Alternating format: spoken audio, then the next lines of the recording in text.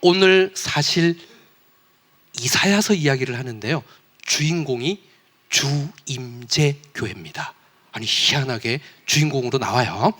자, 오늘 제목이 정말 특이합니다. 같이 읽어보겠습니다. 자, 시작.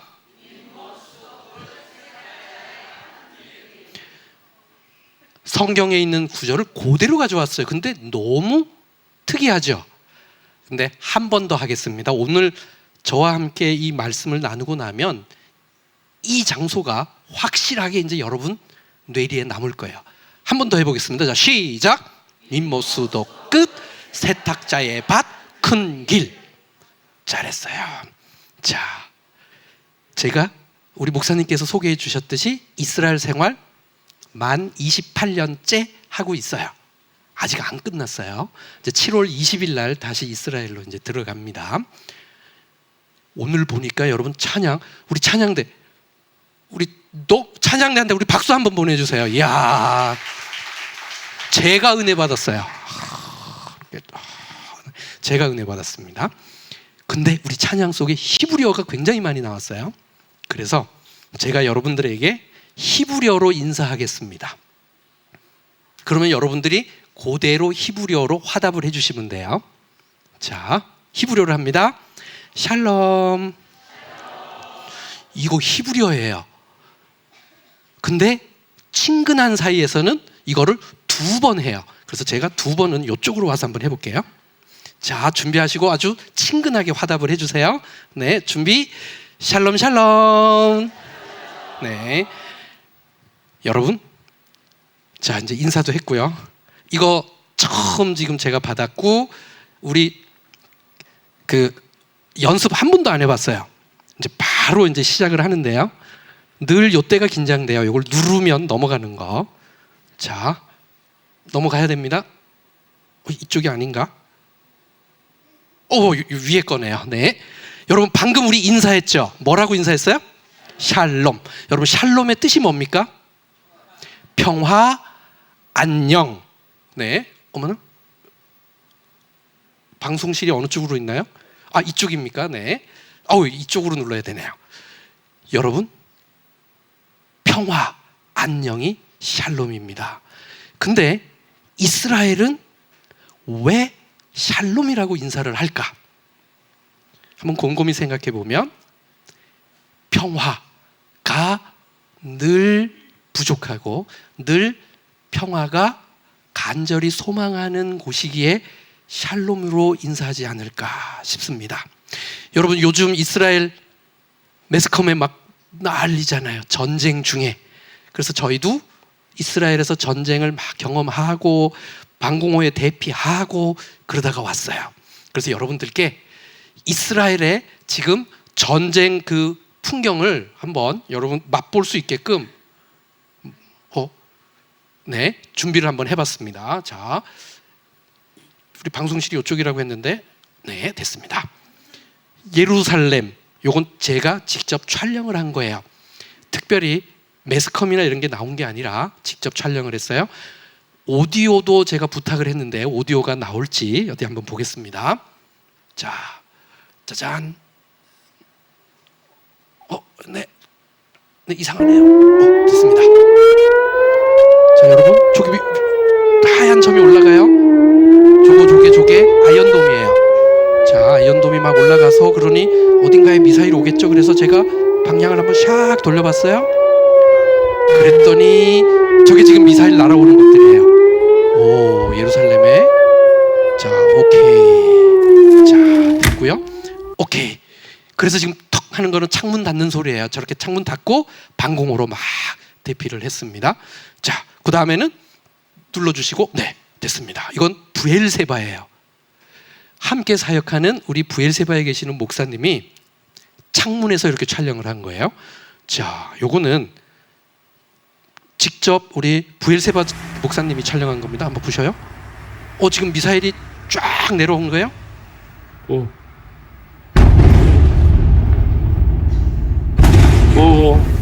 네, 방금 이건 한국말이에요. 왜냐면 한국분이 찍으니까 그런 거예요. 자, 이번에는 직접 유대인이 이스라엘 사람이 촬영한 거를 한번 보여드릴게요. 네. 이게 동작이 조금 한번 눌러주세요. 네. 오케이. 자, 그리고 또 한번 눌러주세요. 자, 세감하고 먼저 움직여요. 잘 보세요.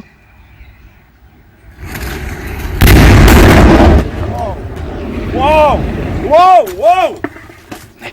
네. 이거는 여러분 방금 와우 해도 이거 진짜 히브리어예요.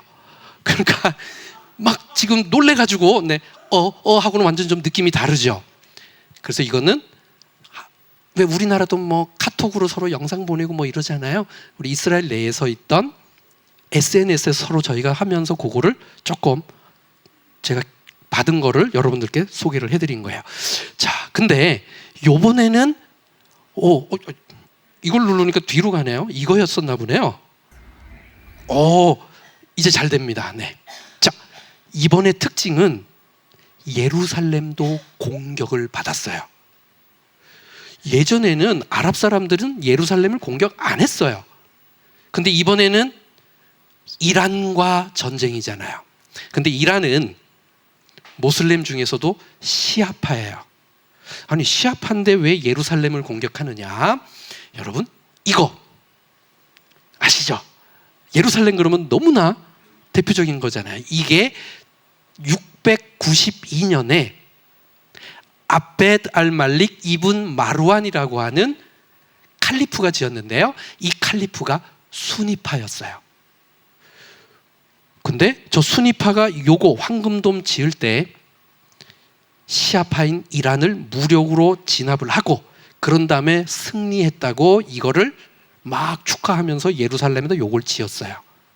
그러니 쉽게 말해서 사우디아라비아의 조상이 지은 거예요.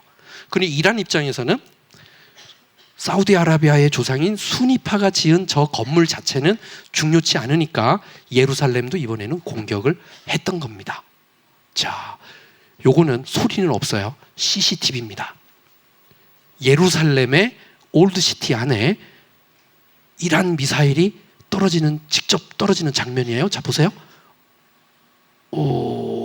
연기가 팍 나고 조고 미사일이 떨어질 때 조기에서 멀지 않은 한 1.7km 떨어진 곳에서 저희가 예루살렘에서 예배드리는 이스라엘 샬롬 교회가 예배드리고 있었어요. 예배드리는데 막 공습경보가 나서 지하 대피실로 대피했는데 갑자기 꽝 하면서 땅이 막 흔들리고 요때 이렇게 떨어진 거였어요. 자, 근데요, 다음 사진을 보면 이거는 예루살렘 내의 예수님 무덤교회에 그리스 종교의 사제들이 머무는 숙소예요. 그 숙소 위에 파편이 떨어진 거예요. 아이언돔으로 요격한 파편이 떨어진 거고요. 그래서 요거는 또 다른 각도에서 또 이렇게 보여드릴게요. 자, 다른 각도에서도 저렇게 어마어마하게 미사일이 커요. 자, 또 요건 다른 각도 밑에서 이렇게 또 올려다 찍은 거고요. 위에서 이렇게 저게 파편이 이렇게 위에 지붕 위로 떨어진 거고, 요거는 황금돔 마당이에요. 저기에도 파편이 떨어졌던 거예요. 그래서 경찰이 이렇게 해서 혹시 그 파편 내에 폭발 물질이 묻어 있을 수 있으니까 파편 주변에 사실 민간인들은 접근 못하게끔 이스라엘에서 그렇게 방위청에서 그렇게 얘기를 해요. 짜잔!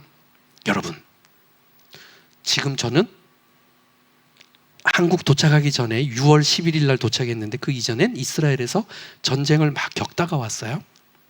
근데 성경에 나오는 선지자들도요, 희한해요.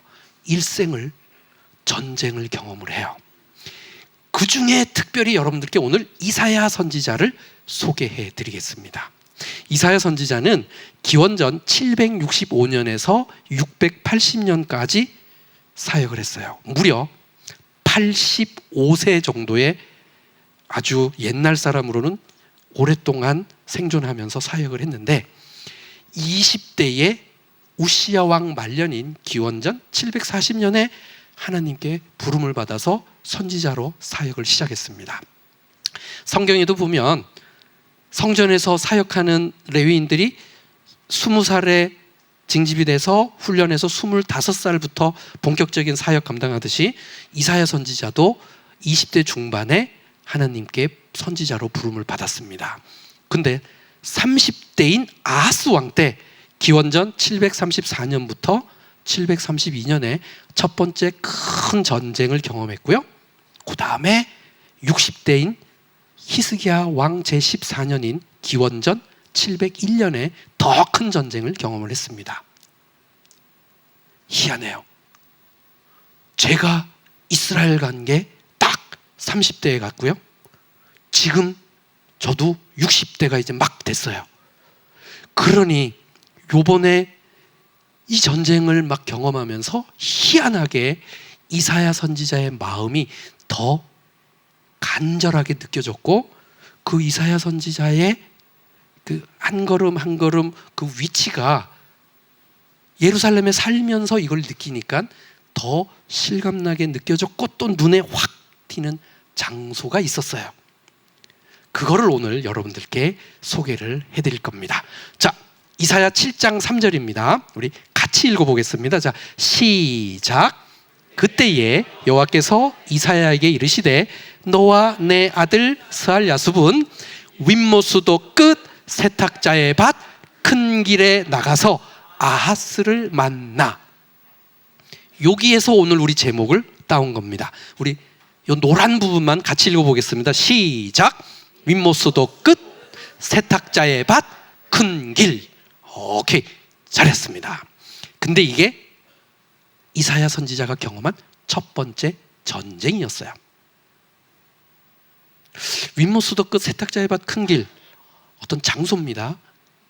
구체적으로 어딘지를 아직 말씀을 안 드렸는데 확실한 거는 예루살렘에 있어요. 그럴 거 아니에요. 예루살렘 어딘가. 그러면 여러분들을 모시고 지금 짜잔, 여러분 이거 어디예요? 우리 지금 주임제 교회예요. 요 앞에 주차 쫙 해가지고 지금 오늘 제가 와서요, 제 차를 여기다가 세웠습니다. 여기 지금 여기에 제 차 있어요. 자, 오케이. 주임제 교회 지붕입니다. 여러분들을 모시고 13초 만에 제가 예루살렘으로 갈 거예요. 예루살렘에 딱 도착한 다음에 예루살렘을 제가 빙글하고 한번 돌리겠습니다. 구글 어스로 만든 거예요. 자, 준비하시고, 자, 예루살렘을 향하여 푸릉 가겠습니다. 자, 어이구, 벌써 중국을 넘어, 어머나, 벌써 요르단을 지나 예루살렘 도착했고요. 짜자잔, 꽈당. 자, 저기가 황금돔이 있는데 지금 막 돌아가고 있어요. 요 앞이 기드론 골짜기 혹은 여호사밧 골짜기, 그리고 왼쪽에 저 녹색이 많이 있는 데가 저기가 감람산이에요. 그래서 지금 쫙, 그래서 감람산. 그래서 지금 요게 아까 막 시작할 때 화면 길게 했을 때 제가 이렇게 앉아 있고 그러면서 골짜기가 보이고 하는 딱 그 모양으로 지금 방향도 딱 맞아졌어요. 여러분들을 예루살렘으로 지금 모시고 왔습니다. 자, 근데요, 이사야 선지자가 첫 번째 전쟁을 아까 경험했다 그랬죠. 그때 당시에 국제 정세를 지도를 통해서 한번 설명을 드릴게요. 비옥한 초생딸 지역, 메소포타미아 지역을 아수르가 다스리고 있었습니다. 그래서 여기 아수르, 그 아수르 밑에 이쪽 지역에서 큰 힘을 쓰던 데가 아람이에요. 아람 다메섹. 오늘날 시리아 땅이에요. 그래서 여기 아람. 그리고 그 밑에 북이스라엘이 있습니다. 그리고 그보다 더 조그만하게 내려가면 유다. 사실 실제로 사용할 수 있는 땅의 넓이는 북이스라엘이 더 넓었어요. 그래서 이 지도에도 보면 북이스라엘이 조금 더 크게 나왔습니다. 근데 디글랏 빌레셀이라는 아수르 왕이 자꾸 서쪽으로 진격을 해요.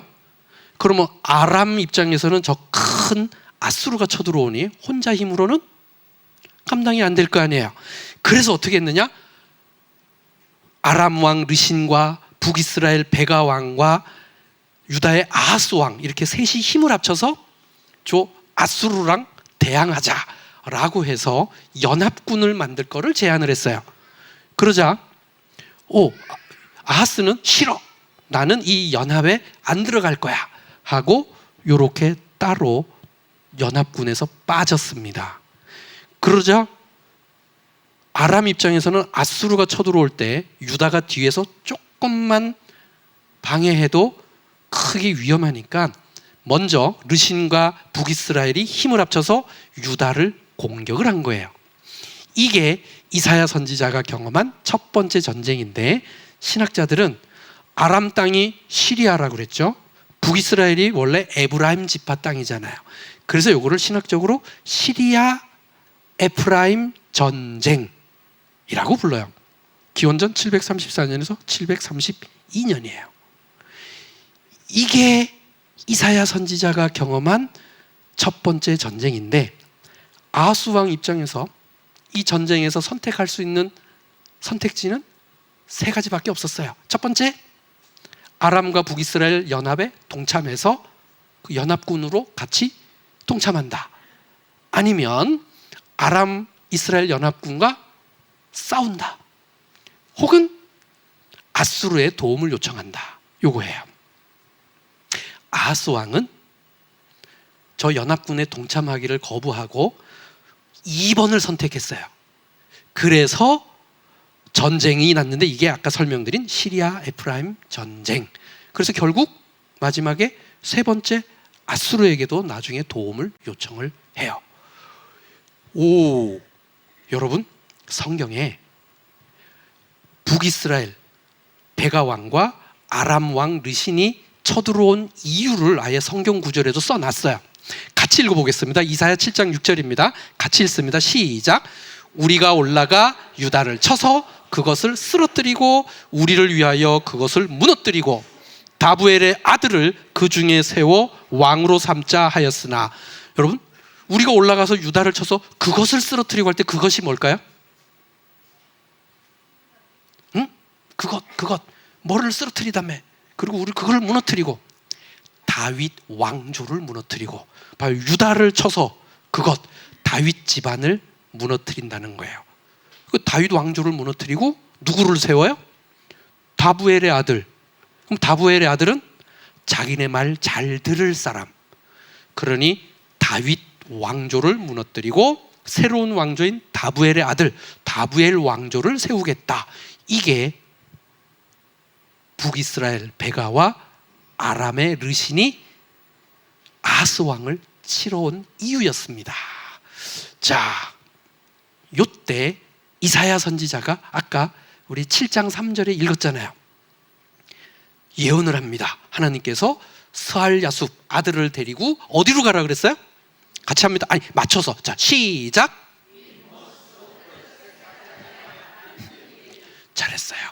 윗모스도 끝, 세탁자의 밭, 큰 길에 가서 아하스를 만나래요. 짜잔. 여기에서 정말 중요한 신구약을 통틀어 희한하게 구속사의 핵심이 될 만한 중요한 예언이 나옵니다. 이사야 7장 14절입니다. 같이 읽는데 밑에 뭔가를 띄워놨죠. 저기는 땡땡땡 이렇게 할게요. 우리 이쪽도 이제 보이죠? 자, 가운데는 땡땡땡으로 하겠습니다. 자, 7장 14절 읽습니다. 자, 시작. 그러므로 주께서 친히 징조를 너희에게 주실 것이라. 보라, 처녀가 잉태하여 아들을 낳을 것이요 그의 이름을 땡땡땡이라 하리라. 여러분, 땡땡땡에 뭐가 들어갈까요? 훌륭합니다. 여러분, 히브리어가 그냥 막 나와. 방금 여러분 또 히브리어 하셨어요. 조기에 들어갈 단어는 땅땅 뭐예요? 임마누엘. 임마누엘. 여러분, 마치 우리 무슨 신약에 예수님 태어나는 장면이 읽는 것 같아요. 근데 이게 이사야서 7장 14절에 이사야 선지자가 윗모스도 끝, 세탁자의 밭, 큰 길에서 했던 이사야 선지자의 예언이며 약속입니다. 자, 임마누엘. 임마누엘의 뜻이 뭐죠? 아니요.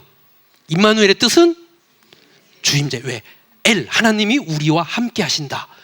결국 그게 뭐예요? 주님이 임재한다예요. 어디에? 내 아내, 우리 아내. 여러분, 임마누엘이 결국 여러분 뭐였어요? 교회 이름입니다. 주임재 엘, 하나님이 우리와 함께 하신다. 하나님이 우리와 함께 하시면 누가 임재해 있는 거예요? 주님이 임재해 있는 거죠. 그래서 제가 임마누엘 할 때 먼저 딱 떠올랐던 게 주임재 교회 이름이었어요. 희한하죠. 이게 이사야 선지자가 아하스 왕에게 했던 거예요. 이사야 7장 14절에 질문합니다. 장소가 어디라고요? 그렇지. 너무 빨리 올렸다네. 다시. 장소. 이 임마누엘 주임재 교회에 설립될 거를 미리 벌써 구약 시대 때 했어요. 네. 장소. 시작. 그렇지. 제가 오늘 저와 함께 하고 나면 이 장소는 확실하게 기억한다 그랬죠? 윗모수도 끝 세탁자의 밭 큰 길입니다. 윗모수도 끝 세탁자의 밭 큰 길. 근데 희한해요. 분명히 어딘가에는 있을 거예요, 이게. 자, 근데 요거를 이해하는데 수도라는 말 때문에 수도 그러면 우리 물 틀면 물 나오는 수도, 그게 자꾸 머리에 떠올라서 저기가 어딜까 이러는데 이게 히브리어를 잘 번역한 거예요. 히브리어로 테알라라는 단어를 수도라고 번역했는데요. 수로, 물길 맞아요. 근데 국어사전에 물을 관을 통하여 원하는 방향으로 이렇게 끌어오는 게 이게 수도 맞아요. 그러니 윗모수도 끝 세탁자의 밭 큰 길인데 요거를 제가 예루살렘의 지도, 높낮이를 통한 요거 지도를 통해서 저 위치를 확실하게 설명을 드릴게요. 맨 밑에 골짜기가 있습니다. 아까 제가 예루살렘 휑하니 갔을 때 보여드렸던 기드론 골짜기, 기드론 골짜기가 있어요. 남쪽으로 흰놈의 골짜기가 또 있어요. 흰놈의 골짜기는 남쪽으로 해서 저 위로는 서쪽으로 좀 이렇게 휘어졌어요. 네, 가운데에 또 골짜기가 있어요. 가운데 이렇게 있어서 이거를 중앙에 있다 해서 중앙골짜기라고 합니다. 그 사이에 뭐가 있느냐? 예루살렘이 있어요. 근데 식수, 먹는 물을 가져와야 되잖아요. 먹는 물은 여기서 길로 올라갔어요. 여기에 기온샘이 있어서 이렇게 물을 길로 올라갔어요. 그래서 제가 예루살렘 지도를 저런 식으로 뾰족 튀어나게 만들었어요. 자, 여기에 예루살렘이 있는데 여러분이 딱 봐도 뭔가 우풍 들어간 골짜기가 하나 더 있어요. 예루살렘 램자 있는 그쪽 오른쪽으로, 즉 북쪽으로. 자, 보세요. 여기 골짜기가 하나 더 있어요. 얘 이름이 제타 골짜기예요. 제타 골짜기. 요거를 제가 휑하니 확대를 해보겠습니다. 짜잔. 자, 저 제타 골짜기에 겨울에 비가 오면 뭐가 흐를까요? 그렇죠. 비가 오면 물이 여기로, 어머나, 그 물 흐르기 전에 여기에 뭐가 있었냐? 성전이 있었어요. 여기 성전, 예루살렘 성 북쪽에 성전이 있는데 겨울에 비가 오면 여기로 물이 저르륵 하고 이렇게 흐를 거예요. 자, 파랗게 물이 흐릅니다. 근데 저 중간에다가 댐을 만들었어요. 자, 댐을 만들면 저 빗물이 흐르다가 저기에 어떻게 될까요? 싹 고이겠죠. 여러분, 이게 뭐냐? 윗못입니다. 근데 여기 성전에 물이 늘 항상 많이 필요해요. 왜? 재물을 씻겨야죠. 막 하면 핏물 빼야죠. 막 이렇게 성전에 물 필요한 거를 저기 제타 골짜기에 제자 보면 750이에요. 해발이. 여기는 보세요. 성전 있는 데가 735예요. 저기가 더 높아. 그래서 저기에서 짜잔 물길을 내서 성전으로 물을 끌어왔어요. 이게 뭐냐? 수도예요. 둘을 합쳐보세요. 그럼 뭐예요? 그렇지. 윗모수도. 윗모수도 끝. 저기에, 자, 예루살렘 성 안에 물도 많지 않고, 그러니 빨래를 성 안에서 하기 어려웠어요. 그럼 빨래를 어디서 했느냐? 좀 물 있는 데 와서 해야 될 거 아니에요. 그래서 저 윗모수도 끝, 저 위에 짜잔 와가지고 빨래하는 세탁자의 밭이 있었습니다. 자, 여기까지 하면 뭐가 돼요? 윗모수도 끝, 세탁자의 밭. 빨래하고 다니고 사고 사람들이 많이 왕래하고 하니까 저기에 뭐가 생기느냐? 따라랑 해서 큰 길이 자연스럽게 생기죠. 자, 그러면 이걸 합하면, 자, 우리의 오늘 제목입니다. 같이 해보겠습니다. 시작. 윗모수도 끝, 세탁자의 밭, 큰 길. 드디어 윗모수도 끝, 세탁자의 밭, 큰 길 개념을 확실하게 알으셨어요. 여기에서 이사야 선지자가 했던 중요한 예언, 그게 뭐였어요? 임마누엘. 짜잔. 결국 임마누엘, 하나님이 우리와 함께 하신다. 이게 결국 뭐예요? 주임재입니다. 그래서 여러분 교회 이름이 저 임마누엘 약속이 이루어진 상태. 그래서 주님이 임재한 거. 그러니 여러분 교회의 주임재의 시작이 벌써 이사야 선지자의 예언을 통해서, 근데 그 장소가 윗모수도 끝, 세탁자의 밭, 큰 길. 짜잔. 이제 이사야 선지자가 경험한 두 번째 전쟁 한번 보겠습니다. 우리 같이 한번 읽어보겠습니다. 자, 시작. 히스기야 왕 14년에 아수르 왕 사네립이 올라와서 유다의 모든 견고한 성을 쳐서 취하니라. 두 번째 전쟁인데요, 이것도 지도를 통해 가지고 한번 쫙 설명을 한번 드려볼게요. 아수르.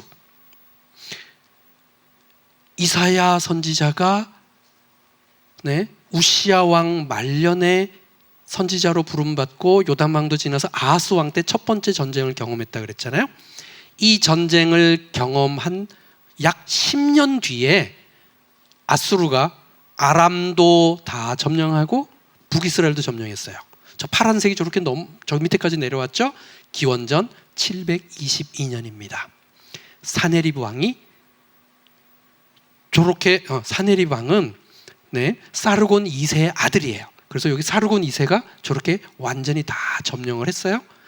그리고 약 20년 뒤에 사네립 왕이 히스기야 제13년인 기원전 701년에 요 밑에 있는 이집트, 사네립이 이집트를 공격하려고 하는데 하나 가시 같은 걸림돌이 하나 있어요. 유다야.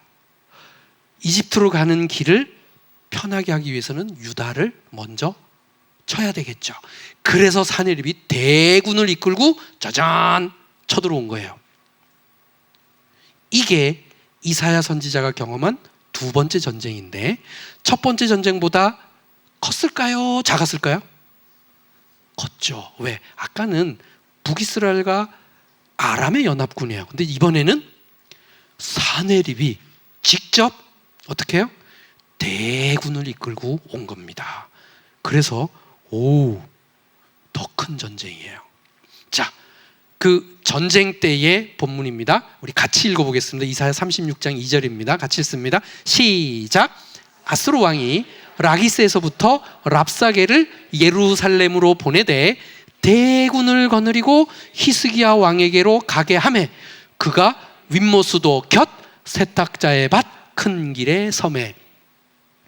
오늘 본문하고 한 글자 차이 나요.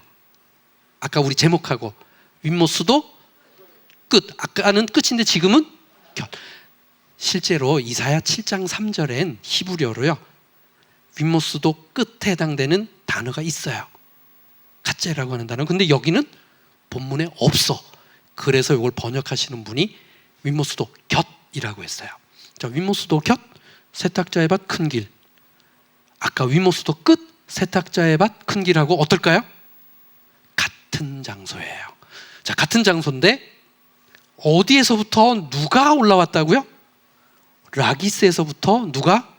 랍사게가. 자, 그래서 제가 여러분들 짜잔 텔라기스, 저기가 입구예요. 근데 여기가 희한해요. 요번 전쟁 때 개관한 국립공원이에요. 그전에는 열려 있긴 했지만 그냥 자유롭게 들락날락했는데 이제는 이번 전쟁 때 저렇게 입구도 만들고 입장료도 받고 화장실과 이런 것도 다 준비했어요. 이번 전쟁 때 개관했어요. 들어가서 입장료 내면 뒤에 아까 제가 설명드린 것처럼 지도에 사내립이 쳐들어올 때 당시의 모습을 이렇게 해놓고 왼쪽에 보니까 뭔가 짐승 같은 거 있어요. 여기 요거. 이게 뭐냐? 사내립의 궁전, 그 다음에 사르곤의 궁전에 저런 걸로 장식을 해요. 이거예요. 이집트의 기자에 가면 피라미드 앞에 커다란 뭐가 있어요? 스핑크스. 메소포타미아에서는 스핑크스라고 안 부르고 이거를 라마수라고 불렀어요. 그래서 저기 라마수, 자 밑에서부터 위로 한번 제가 쭉 올려보겠습니다. 두루두루. 오, 무려 3m 크기로 만들었는데 왜 저걸 만들어놨느냐? 사내립의 궁전을 느껴보라고. 사내립의 궁전을 모티브로 해서 그거를 복원한 거니까. 저 문을 열고 들어가잖아요. 저기에서 영화를 상영을 해요. 딱 들어가면 안에 저런 게 있어요. 오, 저게 뭐냐? 제목 라기스 부조. 아까 사내립이 라기스에서부터 랍사게를 보냈다며요. 근데요, 영국의 고고학자들이 사내립의 궁전을 발굴해가지고 사내립 궁전의 연회실, 외국에서 사신이 오거나 하면 사내립이 자랑하기 위해서 자기 궁전 벽에다가 이 벽화를 쫙 만들어놨어요. 저 내용이 자기가 라기스 성을 점령하는 내용을 저기다가 해놓은 거예요. 그러니 성경에 라기스 점령 얘기가 있는데 이 라기스 점령만큼은 성경뿐만 아니라 실제 고고학적으로도 증명된 곳이에요. 여기 의자들 있잖아요. 저게 앉아서 영화를 보는 거예요. 자, 근데 영화를 저 라기스 부조에다가 직접 해요.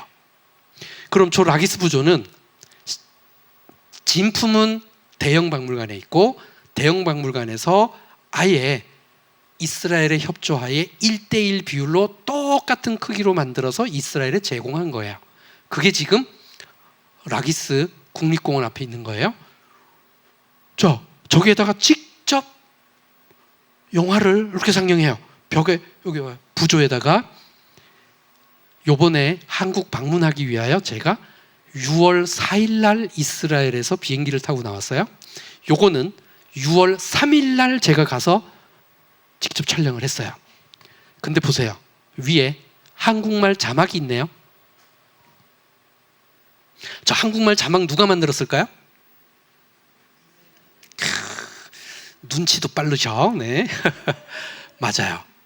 저 자막을 저기 막 그 영어와 히브리어로 나오는 것 중에 거기에다 해서 한국말로 아예 영어로 나오는 것 밑에다가 한국말로 자막을 넣어서 그날 이게 위치가 잘 되는지 이렇게 해서 SRT 파일로 제가 직접 만들어서 보내고 거기에 세팅을 한 거예요. 자, 그 중에 일부분을 보여드릴게요.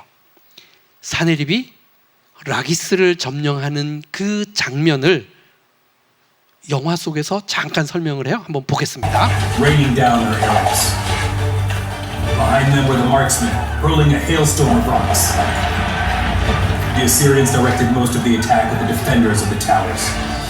Shielded by the rocks and arrows, the Assyrians cast a siege ramp to give the war machine access to the wall at the top of the mountain.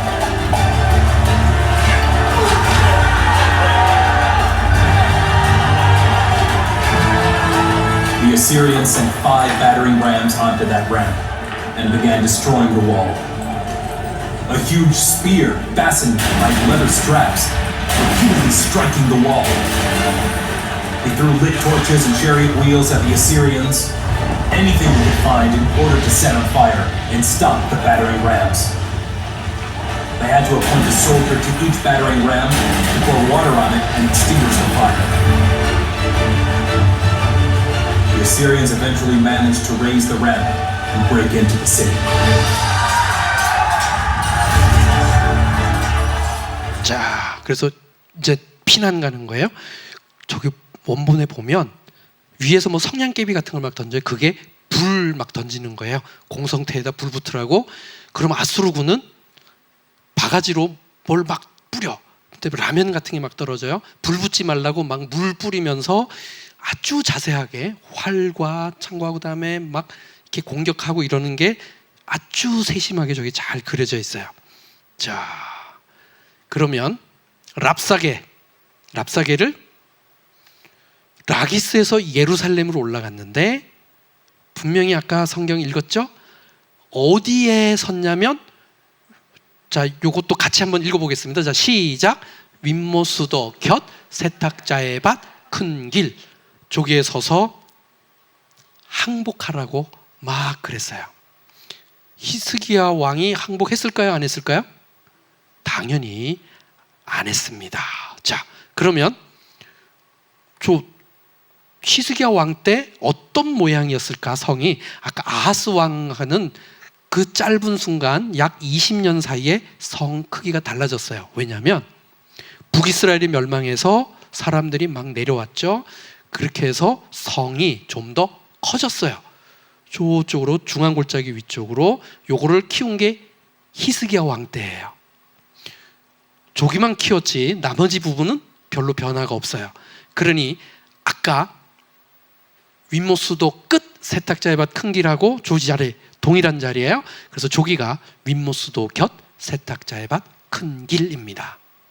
저기에 서서 랍사게가 항복하라고 했지만 이사야 선지자에게 기도 부탁도 하고 히스기야 왕 스스로가 기도도 하고 등등 해서 하나님께 응답을 받습니다. 그 응답받은 내용이 성경 구절에 그대로 나와 있어요. 자, 이사야 37장 33절입니다. 같이 읽어보겠습니다. 시작. 그러므로 여호와께서 아수르 왕에 대하여 이같이 이르시되 그가 이 성에 이르지 못하며 화살 하나도 이리로 쏘지 못하며 방패를 가지고 성에 가까이 오지도 못하며 흉벽을 쌓고 치지도 못할 것이요. 근데 여러분 방금 읽은 이게 조금 전에 제가 영화 조금 보여드렸잖아요. 사네립이 라기스 성 점령하던 그 모양을 그대로 묘사하는 구절 같잖아요. 라기스 성은 그렇게 해서 점령했을지라도 이 성은 가까이 오지도 못하고 치지도 못할 것이요 했어요. 그가 이 성에 이르지 못하고 할 때 이 성이 어디냐? 예루살렘 성입니다. 그렇죠? 자, 성경 구절 또 있습니다. 34절입니다. 같이 읽습니다. 시작. 그가 오던 길 곧 그 길로 돌아가고 이 성에 이르지 못하리라. 나 여호와의 말이니라. 여기서 말하는 이 성은 예루살렘 성이죠. 자, 근데 그 다음 구절 36절부터 38절에 보면 그날 밤에 여호와의 사자가 와서 사네립의 군대를 쳐요. 18만 5천 명이 사망을 합니다. 그리고는 니누에로 돌아가서 니스룩 신전에서 경배하다가 자기의 신복한테 암살당해 죽어요. 누가? 사네립 왕이. 근데 이게 성경에 이렇게 기록되어 있는데요. 헤로도투스의 역사에 보면 사네립 왕이 원정 갔다가 큰 숫자가 온역에 걸려서 갑자기 몰살하고 돌아왔다가 암살당해 죽었대요. 그러니 이게 성경에도 이렇게 나와 있는데 실제로 성경이 아닌 역사 속에서도 이 사건이 언급될 만큼. 자, 근데요, 요 구절에 대해서 이사야 37장 35절에 보면 같이 읽습니다. 자, 시작.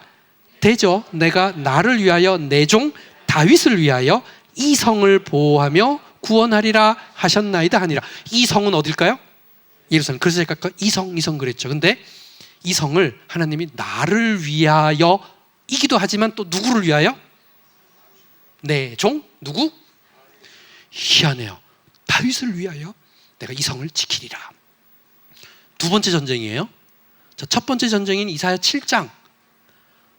아까 7장 14절에 그 유명한 임마누엘 그 예언이 있는데 그 예언이 있는 바로 한 절 전 13절에 아하스 왕한테 이르는데 아하스 왕 뭐 이렇게 안 하고 이렇게 표현했어요. 자, 같이 읽습니다. 자, 같이 읽습니다. 시작.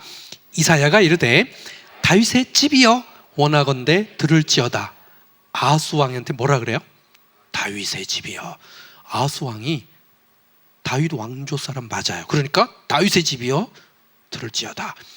그리고 이사야 37장 두 번째 전쟁에서는 더 큰 전쟁이지만 하나님이 누구를 위하여 이 성을 지켜주신다? 다윗. 짜잔. 여러분, 임마누엘이 이사야 7장에 분명히 예언되어 있지만 어떻게 이 임마누엘이 이루어질까가 그 다음에 차근차근 나옵니다. 이사야 9장 6절입니다. 빨간색에 여러분 조금 관심을 갖고 같이 읽습니다. 시작. 이는 한 아기가 우리에게 낳고 한 아들을 우리에게 주신 바 되었는데 그의 어깨에는 정사를 메었고 그의 이름은 기묘자라 모사라 전능하신 하나님이라 영존하시는 아버지라 평강의 왕이라 할 것임이라. 한 아기가 나온대요. 그리고는 그 아기가 쫙쫙쫙쫙 설명되고 있습니다. 여러분, 누구를 가리키는지 다 알겠죠? 벌써 한 아기.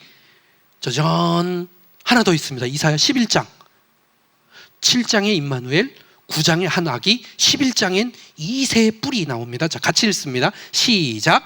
이새의 줄기에서 한 싹이 나며 그 뿌리에서 한 가지가 나서 결실할 것이요.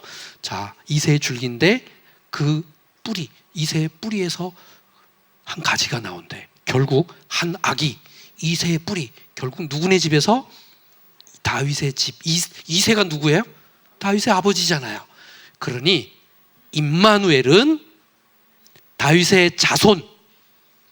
결국 누구에 의해서 이루어집니까? 예수님에 의하여. 그러니 주님이 인간의 몸을 입고 이 땅에 직접 임재하셨어요. 그분이 누구예요? 예수님이죠. 그래서 이 시점에 중요한 질문이 하나 나오겠습니다. 저는 예루살렘에서 왔잖아요. 그러니까 구약시대에 윗모수도 끝 혹은 곁 세탁자의 밭 큰 길, 구약시대에 있었을 거 아니에요. 그러면 이게 신약시대에도 있었을 거 아니에요. 그렇죠? 질문. 그러면 윗모수도 끝 세탁자의 밭 큰 길이 신약시대에는 어디였을까요? 여러분, 과연 어딜까? 자, 물론 이스라엘이에요. 그것도 예루살렘이에요. 자, 제가 답을 드리면 여러분 놀래야 돼요. 자, 답은 세상에나 베데스다입니다. 아니, 안 돼. 다시. 놀래라 그랬는데 하나도 뭐 놀리지도 않아. 다시. 크게 놀래야 돼요. 네. 자, 다시. 여러분, 윗모수도 끝 세탁자의 밭 큰 길이 구약시대고 이게 신약시대는 어디냐면 여러분 베데스다입니다. 아니, 이 정도 반응은 있어야죠. 여러분, 어디라고요? 베데스다예요. 아니, 분명히 구약시대의 그 장소가 신약시대에도 똑같이 그 장소가 사용되고 활용됐을 거 아니에요. 다윗 왕이 막 다니던 그 장소를 예수님도 다녔을 거 아니에요. 네, 베데스다. 엄격하게는 아람어예요. 베이트 헤스다. 아람어의 철자를 히브리어가 그대로 빌려다 썼어요. 그래서 성경에서 말하는 히브리어, 그래서 그 아람어지만 그냥 히브리어로 표현한 거예요. 자, 아람어로 베이트 헤스다. 뜻은 은혜의 집입니다. 우리 성경 구절 요한복음 5장 2절을 같이 읽겠습니다. 시작. 예루살렘에 있는 양문 곁에 히브리 말로 베데스다라 하는 못이 있는데 행각 5이 있고 짠짠짠짠. 여러분, 짜잔, 이거를 아까 구약의 윗모수도 끝 세탁자 밭 큰 길을 지도로 보여드렸잖아요. 이게 어떻게 베데스다가 됐는지 또 이 지도를 통해서 한번 해드릴게요. 여러분, 저 윗못은 뭐를 모은 거냐면 빗물을 모은 거예요. 그러니 자꾸 빗물을 모으면 어떻게 될까요? 얘가 뭔가 자꾸 쌓일 거 아니에요. 그러니까 점점 침전물 때문에 메꾸어질 거 아니에요. 그래서 이게 몇백 년 사용하다 보니까 점점점 쌓이고 하니까 중간사 때 여러분 벤시라 50장에 나와요. 요하난 벤 시몬이라고 하는 대제사장이 대제사장으로 기원전 219년에서 196년 사이에 대제사장이에요. 이 사람이 윗못을 다 파내고 쌓인 흙을 다 파내고 풀로 이렇게 인공으로 풀을 만들었다고 나와요. 그래서 더 깊게, 그리고는 물이 더 많이 소요되니까 어떻게 했느냐, 풀을 하나 더 만들어서 남쪽에다가 하나 풀을 추가했다고 나와 있어요. 이렇게 이제 풀이 2개가 됐죠. 이렇게 인공으로 만들고는 저기에서 뭘 했느냐, 저 윗못 수도가 성전에 필요한 물을 끌어가는 거라 그랬잖아요. 저기에서 성전에 들어가는 제물을 준비했어요. 거기서 골라내고 제물, 목욕도 시키고 흠이 없는 애를 골라야 되잖아요. 그러니 거기서 목욕까지 시켜서 흠이 있는지도 다 보고.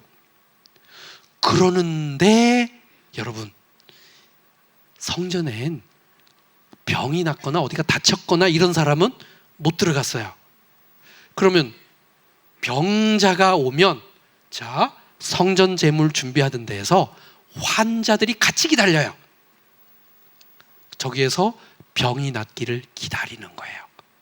즉 병 낫는 은혜가 임하기를, 제물이 준비되어 들어가듯이 거기에다 마음을 담아 나도 병 낫게 해주십시오 하며 은혜를 기다리던 병자들이 대기 장소가 되기 시작했어요.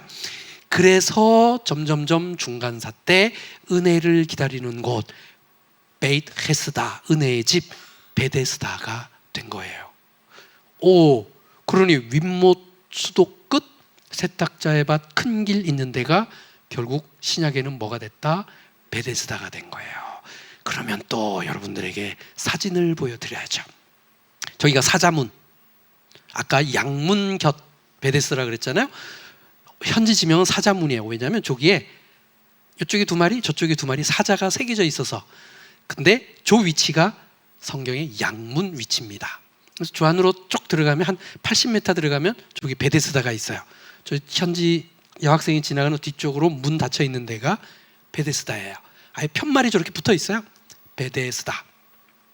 그래서 안으로 들어가면 십자군 시대의 교회를 복원해 놓은 거예요. 1890년에 저렇게 복원을 했어요. 그래서 조금 더 다른 각도에서, 자, 요것도 십자군 시대 때 거예요. 수도원이에요. 근데 요거는 복원하지는 않았어요. 자, 그래서 요거 십자군 시대에, 근데 저 깊이를 보세요. 꽤 여러 시대가 겹쳐 있는 거예요. 이건 앱시스 모양으로 해서 이거는 비잔틴 시대 때의 교회의 모양.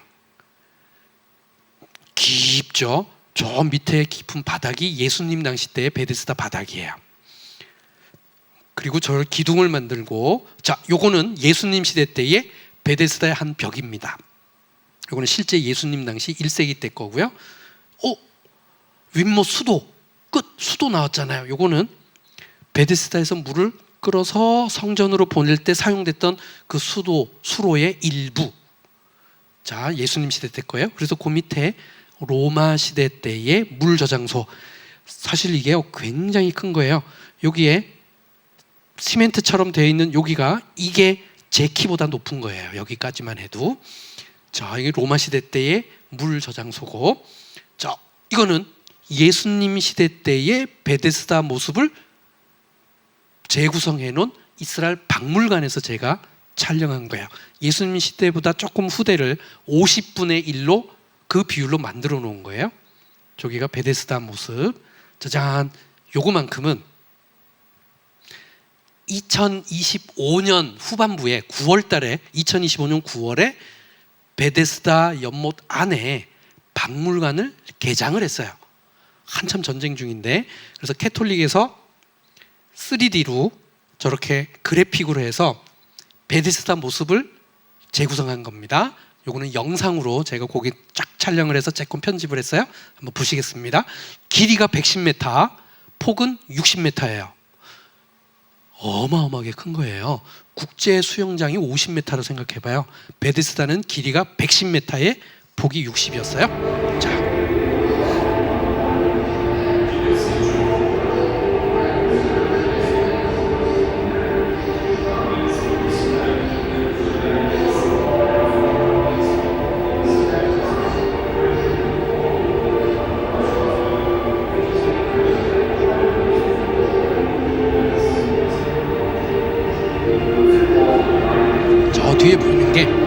예루살렘 성전의 일부분이에요.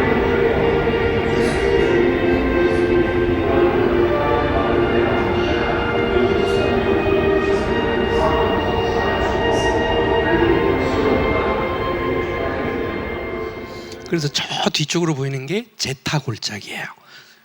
여러분, 이 정도로 큰 규모니까 38년 된 병자가 저 안에 먼저 들어간다? 어림도 없죠. 저기에서 예수님께서 38년 된 병자를 치료해 주신 거예요. 저렇게 깊은 곳에서. 자, 요거는 비잔틴 시대 때의 교회 모양이에요. 자, 요거는 방향을 서쪽에서 이렇게 바라보는 모양. 네, 여기 기둥이 막 있죠. 오른쪽 밑으로. 요거를 확대하면 요거 저 밑에 물 보이는 데가 예수님 당시 때, 그래서 비잔틴 시대 때 교회 마당을 하기 위해서 저렇게 기둥을 세운 거예요. 네, 십자군 시대 아까 복원해 놓은 교회 안 모습이고요. 저 교회는 마리아 탄생지라고 해서 캐톨릭에서 저기서 어른은 마리아의 엄마, 아이는 예수님 엄마 마리아. 그래서 마리아가 조기에서 태어났다가 나사렛으로 이사 간 걸로 그렇게 기념을 해요. 그래서 저기가 마리아가 탄생한 거 그 교회의 지하입니다. 그래서 저기에 마리아가 탄생한 동굴 안을 제가 이렇게 해서 카메라로 촬영을 한 거예요. 베데스다에서 예수님께서 38년 된 병자를 치료해 주셨어요. 뭘로 치료해 주셨느냐? 은혜로. 그 사람이 뭔가 훌륭해서가 아니라 전적인 은혜로 치료해 주셨는데, 희한해요. 성경에 그 은혜로 치료해 준 그것을 요한복음 5장 자체에서 뭐라고 요약을 해놨냐면, 자, 같이 읽습니다. 요거는 조금 천천히. 자, 같이 읽습니다. 시작. 아버지께서 자기 속에 생명이 있음 같이 아들에게도 생명을 주어 그 속에 있게 하셨고, 또 인자됨으로 말미암아 심판하는 권한을 주셨느니라. 아까 한 아기가 아버지와 동등하고 그다음에 왕이 되고 등등 하는데 희한해요. 그 이사야서에 그렇게 얘기했는데 요한복음 5장에 38년 된 병자 치료해 준 것을 이렇게 아버지께 생명이 있고 아들에게도 생명을 주었대요. 그래서 인자가 돼서 심판하는 권한을 주셨대요. 결국 뭐예요? 아버지와 아들이 같고 그게 인간의 몸을 입고 인자가 되어 이 땅에 오셔서 심판하는 권한을 주셨다. 여러분, 임마누엘이라는 약속이 베데스다에서 확인이 됐는데, 임마누엘, 그 주 임재를 어떻게 했느냐? 하나님이 직접 인간의 몸을 입고 직접 오심으로 이루어졌음을 확인한 장소가 바로 베데스다입니다. 그러니 여러분, 우리 구약의 윗모스도 끝 세탁자의 밭 큰 길에서 임마누엘의 약속을 주셨다면, 신약 시대의 베데스다에서는 이거를 임마누엘이 이루어졌음을 확인해 주시는 장소. 그것도 어떻게 확인을 해줬느냐? 아버지와 아들이 하나인 듯이 이분이 직접 인간의 몸을 입고 직접 오심으로 말미암아 이루어 주셨음을 확인한 장소가 어디냐? 베데스다예요. 그러면 하나님이 직접 인간의 몸을 입고 십자가에서 온전한 제물이 되어서 우리의 죄값을 씻어주셨다. 결국 이게 뭐냐? 복음입니다. 그러면 그 복음을 확인해주고 그 복음의 시작, 구약부터 있었던 임마누엘의 그 약속이 이루어진 데를 확인한 그 장소, 거기가 베데스다가 되는데, 여러분 신기해요. 임마누엘 약속을 주신 윗모스도 끝 세탁자의 밭 큰 길, 사실 아무것도 아닌 평범한 곳입니다. 그러니 그렇게 여러 개를 같이 써서 그 자리를 설명을 한 거예요. 윗모스도 끝 세탁자의 밭 큰 길, 우리의 일상생활 같다고, 생활의 한 장소라고도 할 수 있어요. 그런 평범한 장소에서도 하나님께서는 이사야 선지자를 통해서 뭘 주셨느냐? 내가 너희와 함께 할 것이다 라는 임마누엘의 약속을 주셨어요. 여러분 일상생활 속에 우리 주님께서는 내가 너와 함께 하시겠다 라는 그 약속을 일상생활에서 주고 계셔요. 그러니 이사야 선지자는 전쟁 중에 그런 큰 약속을 어쩌면 평범한 곳에서 받았지만 그 약속이 성경 내내 흐르다가 예수님을 통하여 이루어졌습니다. 여러분 일상생활 속에서 우리 주님께서 주시는 그 임마누엘의 약속을 귀 기울여 들으시고요. 근데 그 임마누엘 약속을 확인한 데가 베데스다였잖아요. 여러분 주임제교회, 여러분 주임제교회가 여러분들에게 주어진 그 임마누엘의 약속이 실제로 여러분들의 생활 속에서 확인되고 실제로 여러분 삶 속에 우리 주님이 함께해서 여러분의 삶이 그저 쓰러지고 낙심하고 이런 것이 아니라 주님이 나와 함께하니 전쟁 중에도 나를 지켜주실 것이다라는 이런 확신 속에서 어떠한 형편 속에서도 여러분들이 하나님 나라의 일꾼이고 하나님 나라의 자녀라는 것을 잊지 않고 하나님이 나와 함께한다, 주님께서 늘 내 생활 속에 임재하신다, 이거를 확인하고 그 확인 속에서 여러분들의 신앙이 차근차근 성장되는 그러한 축복이 여러분 모두에게 임하기를 주님의 이름으로 부탁드립니다. 아멘. 주임제교회가 곧 임마누엘의 약속이 확인되는 그런 교회 되시기를 주님의 이름으로 축복드립니다. 아니 아멘 소리가 좀 작은 것 같아. 다시 그러니까 한 번 더 시키는 거야. 다시 한번. 여러분 임마누엘의 약속이 여러분의 삶 속에서 들려지시고 주임제교회를 통하여 확인되는 그러한 여러분 한 사람 한 사람 되시기를 주님의 이름으로 부탁드립니다. 아이 박수 치려면 확실하게 치기. 네. 자, 기도하시겠습니다.